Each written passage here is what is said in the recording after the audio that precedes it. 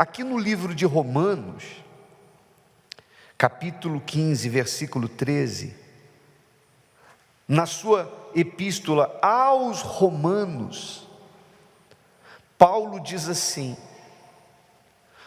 ora, o Deus de esperança vos encha de todo o gozo e paz em crença, para que abundeis em esperança pela virtude do Espírito Santo. Então Paulo estava profetizando na sua carta que os romanos fossem cheios de gozo, de paz, em crença, ou seja, pelo fato deles crerem em Jesus, para que eles abundassem na esperança pela virtude do Espírito Santo. No passado, naquela época, para um judeu isso era absurdo, porque os judeus, eles não consideravam os romanos eram inimigos dos judeus. Você sabe que Roma dominava sobre Jerusalém, e os judeus entendiam que o Deus de Abraão, o Deus de Israel, era o Deus deles, e não atenderia jamais um gentio. Ou seja, o gentio é aquele que não é judeu, que não é de Israel. Então, na cabeça dos judeus religiosos, Deus jamais seria com um romano. Mas aí você vê o apóstolo Paulo falando, dizendo para os romanos: sejam cheios do Espírito Santo. E a igreja em Roma se tornou uma igreja forte, porque lá em Roma pessoas nasceram do Espírito Santo e foram tão cheias do Espírito Santo que o testemunho delas sacudiu Roma, porque eram pessoas que morriam pela causa do Evangelho, por amor do Evangelho, nas arenas. Deus não faz acepção de pessoas. E quando o Senhor Jesus morreu na cruz do Calvário, então Ele rasgou o véu, e qualquer ser humano, qualquer pessoa, de qualquer raça, de qualquer condição social, de qualquer nível de instrução, de qualquer parte do mundo, não importa, qualquer pessoa pode receber o Espírito Santo. A promessa é de que no final dos tempos Jesus derramaria do seu Espírito sobre toda carne. Agora, em contrapartida, você há de convir comigo que o próprio povo de Israel, o próprio povo judeu, quantos religiosos que haviam em Israel, que conheciam a Torá, que frequentavam as sinagogas e não receberam o Espírito Santo. Romanos, lá em Roma, receberam. Gente de Israel não recebeu. Lembra do que Jesus falou para os discípulos? Que muitos viriam do Oriente, do Ocidente, sentariam à mesa com Abraão, ou seja, desfrutariam das promessas, ao passo que os filhos de Israel ficariam de fora. Não foi o que Jesus disse? Sim ou não? Por quê, hein? Por que muitos que conheciam as leis, que viviam dentro daquelas centenas de regras que há na Torá, não receberam o Espírito Santo? E os romanos receberam. Porque Deus, Ele, para encher alguém, é preciso que essa pessoa esteja vazia de si mesma, vazia do seu eu. Amém, pessoal? Quando Moisés estava numa guerra para ajudar o povo de Israel, lá no deserto. Ele tirou o povo de Israel da terra do Egito, da escravidão, e estava conduzindo o povo para a terra prometida. Mas todos os dias haviam problemas. O povo reclamava por água, o povo reclamava por comida, o povo reclamava porque não queria só o maná, queria carne. O povo reclamava, murmurava, reclamava. Ao ponto de não esperar Moisés, quando Moisés subiu no Sinai para ouvir a voz de Deus, receber os mandamentos, o povo se corrompeu e falou: vamos fazer um Deus aqui para a gente, porque esse Moisés acho que já está morto, não é possível, já tem tantos dias que ele está lá em cima. Fizeram um bezerro de ouro, trocaram o Deus que fez tudo o que eles tinham visto fazer e começaram a adorar um bezerro de ouro. Então Deus disse assim para Moisés, Êxodo 32, 9: disse mais o Senhor a Moisés: tenho visto a este povo, e eis que é povo que de dura cerviz. Tenho visto a este povo, mas eis que é povo de dura cerviz. O que é dura cerviz? Cerviz é isso aqui, gente, ó.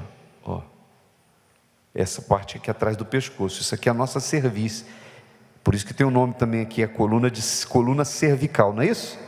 Cerviz é aqui, ó. O que significa dura cerviz? Traduzindo no popular é pescoço duro. Pescoço duro. Deus quis dizer o seguinte: esse povo é um povo de pescoço duro. Sabe o que é o pescoço duro? Não consegue o quê? Se curvar, se abaixar. Em outras palavras, Deus quis dizer o seguinte: povo difícil de lidar. Eu querendo ajudar, eu querendo salvar, eu sei o que esse povo precisa, eu quero levar esse povo para a terra prometida, mas eles insistem em fazer as coisas do jeito deles. Então Deus, em outras palavras, quis dizer para Moisés o seguinte: eu quero ajudar, eu quero salvar, eu quero fazer, mas esse povo é pescoço duro. E é isso que atrapalha a obra do Espírito Santo. Porque o Espírito Santo, ele não pode exceder a sua vontade, ele não pode ir além da sua vontade. Deus respeita o seu livre-arbítrio. E se a pessoa, ainda que venha na igreja, mas ela é pescoço duro, então Deus não pode fazer a obra na vida dela. O que é o pescoço duro? É o coração duro, é um coração obstinado, é uma pessoa inflexível, sabe? Ela vem na igreja, ela ouve a palavra, ela quer se beneficiar das maravilhas de Deus, mas ela quer fazer as coisas do jeito dela. A pessoa não se dobra para Deus. É o orgulhoso. Quantas pessoas,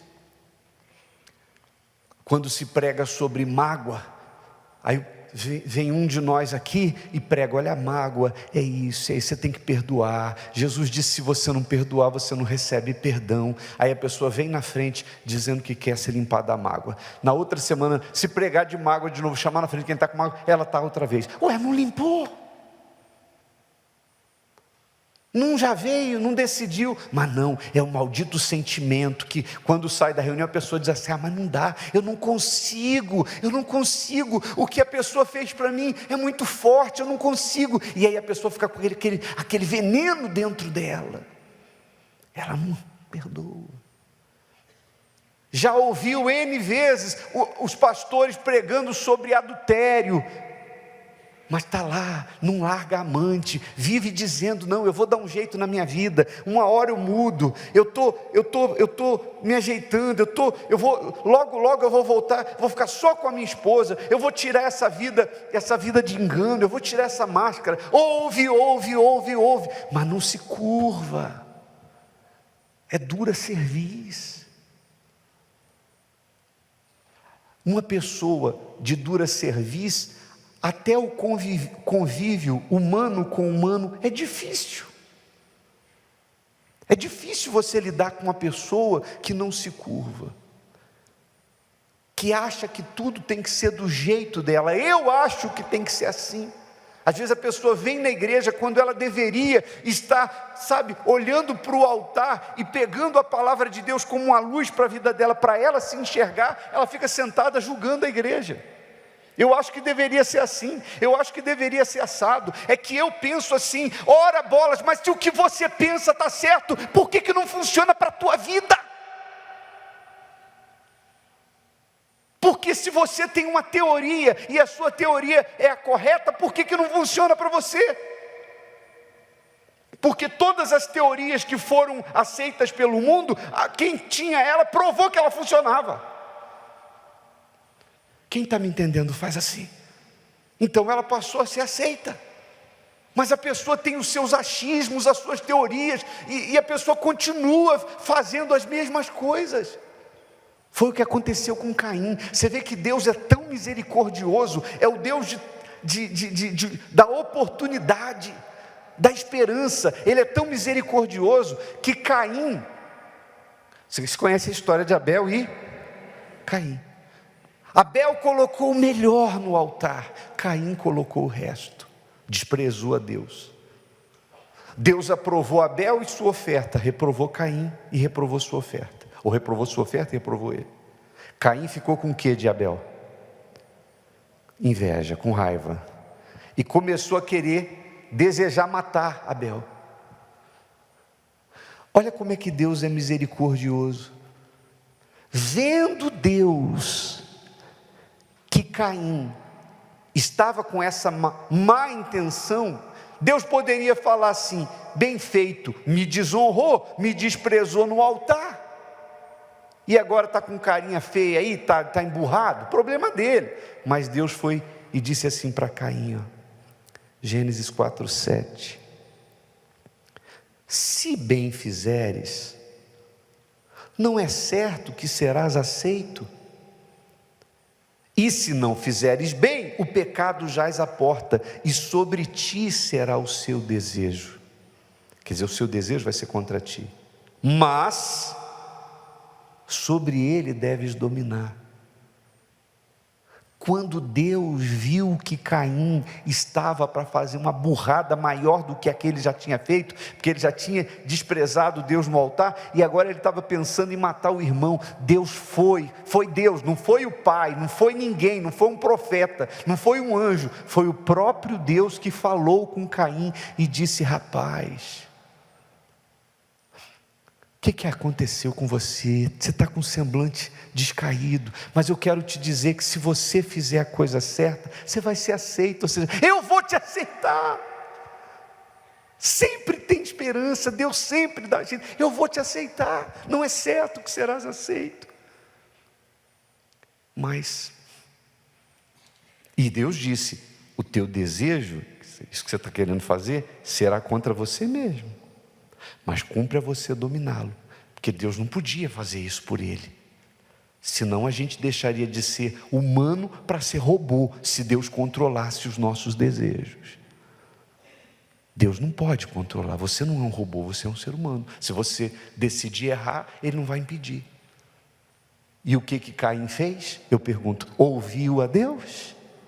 Não, foi lá e matou o irmão, e depois se desgraçou todo e levou a sua marca para o resto da vida. Culpa de Deus? Não, culpa dele que não foi humilde, porque chance ele teve, e Deus sempre dá chance, Deus sempre dá oportunidade. Você pode ter sido o pior ser humano da face da terra até agora, até hoje, até esse momento, mas não adianta você querer que Deus preencha o vazio da tua alma que te faz triste, infeliz, se você também não se esvaziar de você mesmo, do seu eu, e não curvar a cabeça. Solta a cerviz. Solta a cerviz. Solta isso aqui. Isso aqui tem que ficar mole. Capacidade de se inclinar. Quem gosta de gente de pescoço duro é o diabo, o orgulhoso. Mas Jesus dá graça aos humildes.